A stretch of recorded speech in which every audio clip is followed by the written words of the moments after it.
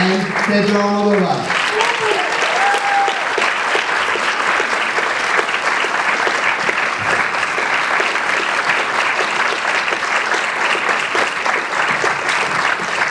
Thank you.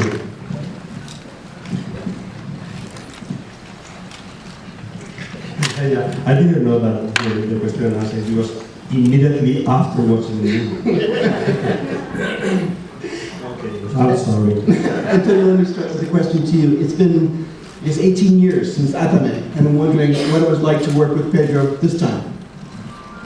In a way, it was going back home, to work in my own language, going back to work with my family, in a way, because not only Pedro Almodovar is his brother, Tini, who's with us, Jose Luis Alcaine, the director of photography, Jose Salcedo, editor. There's a number of people that I used to work with them in the 80s. And he's going back, actually, to a type of cinematography that I was actually hungry to go back to a person who has broken all the cinematic gravity laws in Spain, all the codes, the rules of making movies in terms of narrative and the issues that he treats. He's just going back to get in the mud, to get dirty, with creating something new. And it has been a wonderful, beautiful celebration. There is, but and I know how to differentiate one to the other, but I cannot tell you, I can explain you which is this difference. And this movie talks about that. Talks about the identity or identity. Pero lo que intento decir, una de las cosas que dice la película, es que la identidad del individuo no solo no es susceptible a todo el tipo de manipulaciones a los que la cirugía estética tiene acceso, sino que la identidad del individuo está más allá incluso de los genitales. Ni siquiera depende de los genitales que tiene ese cuerpo. Pero sin embargo yo creo que uno entiende perfectamente y diferencia lo femenino de lo masculino. Por lo menos yo lo entiendo.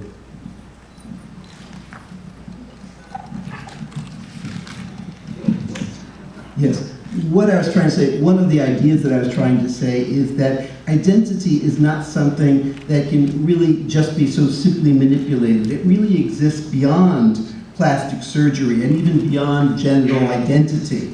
And but with that there is really finally a difference between the masculine and the feminine. I mean, for me, it was very important when the character of Elena just arrives to her village, to the boutique of his or her mother. She realized that doesn't matter what her appearance is, that is completely different and completely manipulated, that she is the same person than 6 years ago before leaving the same place. That was very important for me. That, the identity, the soul, the spirit, whatever you want to call it, but it's in terms of gender too, I mean the feminine or masculine, in something inaccessible, in something not incorporeal. Not incorporeal. But it's very, I mean, that is incorporeal, it's probably the same, this is a good joke. I've heard, talking about this gender theme, I heard that here in the United States, this is for me very typical of the United States, because it doesn't happen at least that I know in Europe, that there are young people that don't want to be identified in terms of gender. I mean, there is like non-gender identified or non-specific, non-gender specific. Non-gender specific. Gender free. Gender free. Gender free, yeah. And I got an example which is very interesting and funny even. Is the daughter of a friend of mine. And the friend of my friend is a linguistic. So her daughter doesn't want to be called her or daughter, but to call it it or they. But the mother is linguistic, so es algo, quiero decir, es una contradicción tremenda para la madre, para la cual el it y el they tienen un significado. Yes, it's for the mother a tremendous contradiction. She's a linguist, and it and they just don't have a meaning in terms of her daughter. I mean, I was so amazed. I think it's a wonderful piece to make a comedy about gender identification. Just to pretend to be called like it.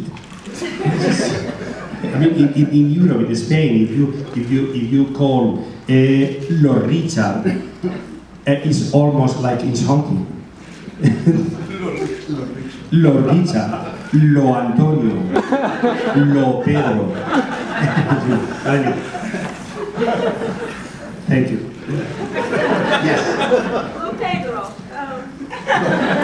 you have a really marvelous sense of humor. It's me. I'm here. I don't know. Yeah. Anyway, you have a superb and very endearing sense of humor. And this is a very serious film with very serious themes, and yet there are moments in it that are very funny, that you establish with a certain kind of detail that's extraordinary. And I don't want to go on about it, but there's the tail of the tiger that just bounces around in a way that's extremely funny. In this movie, really, I try to fight against my sense of humor. Because I ask myself to do it or to be the more austere I can be, which is not completely austere because it's not in my nature, but I want it because I think it's always good to have, just little details of humor in any narration, in every gender, not gender, excuse me, genre. We in Spanish we call género to everything. To the genre cinematic and also to female and male gender. So it's very confusing in my mind. I don't have confusion about feminine and masculine, but yes, about the words. You have to. I apologize. They were present in this fight against the humor, because almost every sequence, I think not only in every sequence in one movie, but also in every situation in life, even in the more tragic moments, humor can be present. In real life there is, at least, it is present. Depends how you feel, depends how distant you can be, and depends how much pain you suffer, but the humor is present even in a more awful situation in real life. But I for this, as the subject, it is very extreme, I know, I have realized that. Then I wanted not to underline with anything that could be or gory in one hand, and not too much funny, because just to be, para ser lo más aséptico posible. To be the sort of cleanest possible. Pero en cualquier caso sí que el humor está presente y en la escena que ella dice, aunque sea muy terrible lo que va a hacer el hombre tigre, pero inevitablemente hay algo divertido en que el hombre tigre, para identificarse, se baja los pantalones, le muestra el culo y le muestra un lunar, una seña de nacimiento, porque su madre lo va a reconocer. Estoy diciendo simplemente, él está mostrando casi un carnet de identidad, pero al mostrar el culo, pues sí, es divertido. Quiero conocer. Me alegro que le veo. Yes, and in fact, in the sequence you're talking about, even though something very terrible is about to happen, there's some things that are funny in there. For example, the Tiger Man, in order to establish his identity, has to pull down his pants and show this kind of mark on his ass, and it's kind of like he's showing his identity card, and whatever it is pretty funny. He's pulled down his pants.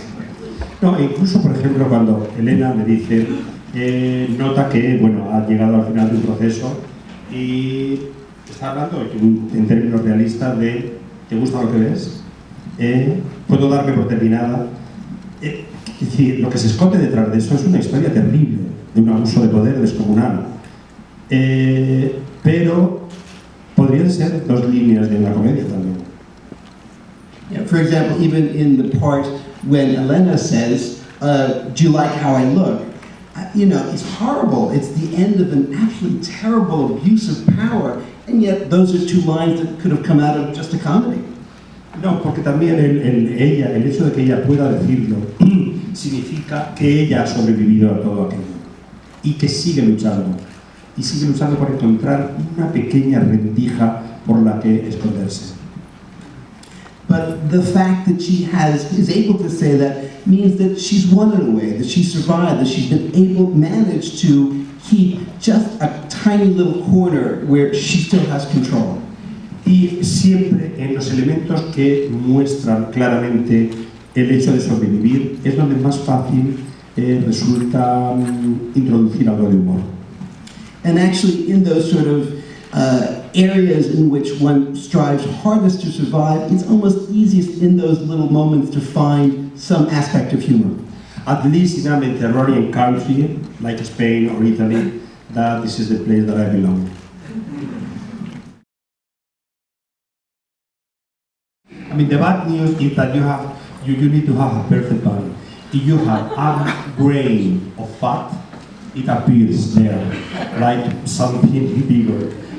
Fortunately, we have the body of Elena Anaya, that it was the closest body that I can imagine to perfection. I mean, for you and for me, it could be awful.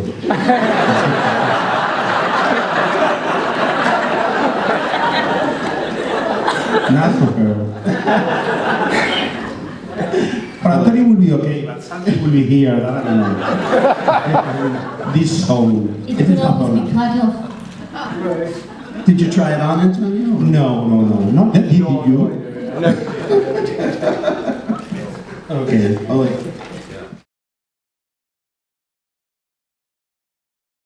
But it was, I mean, for me, it was a reflection of, let's say, any kind of creation. Even I identify myself a lot sometimes in the character of Antonio. I mean, I don't mean that all directors, you should be like psycho like that. But I hope not. Good, thank you again. But you know, when I figure out myself, just deciding the clothes, deciding the makeup, deciding the hair, all the small details with the characters, and I build one character through them. I mean, taking the advantage of their body. You know, also, this Mac Doctor has a relation with a filmmaker in the way I behave and I live my profession.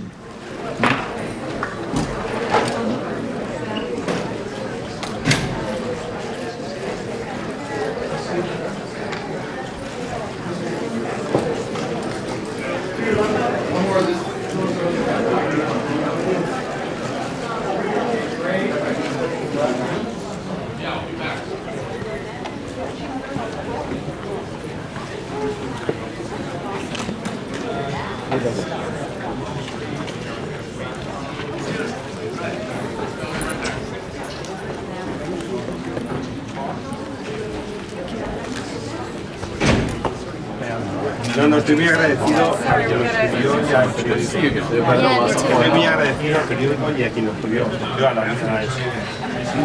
Show us the back of our